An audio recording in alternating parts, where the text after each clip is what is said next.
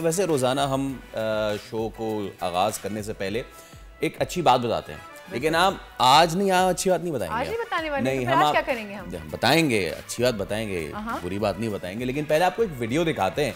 इस वीडियो में है क्या, पहले देख लेते हैं, फिर इस पे बात करते हैं, प्लीज।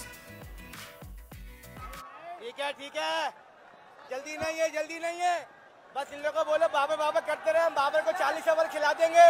शाबाश, पाकिस्तान आउट हो जाएंगे boys, come on let's.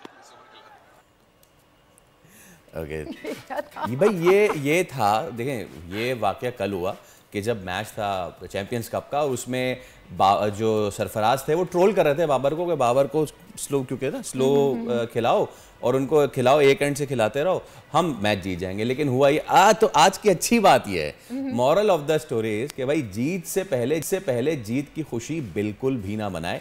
Babar ने इसको ले लिया पर्सनल, फिर बाबर ने मार दी सेंचुरी, और सेंचुरी मारने के बाद उसकी टीम भी जीत गई। मॉरल ऑफ द स्टोरी ये भी है कि आप पे दुनिया कुछ भी कहती रहे, आप अपने गोल्स पे फोकस रहें और जीत आपकी होगी। एब्सोल्युटली ऐसे ही, मतलब फोकस्ड रहें और चलते चले जाएं तो जीत खुद चल के आएगी आपके कदमों में। सब्सक्राइब करें और बेल दबाएं ताकि कोई खबर रह न जाए।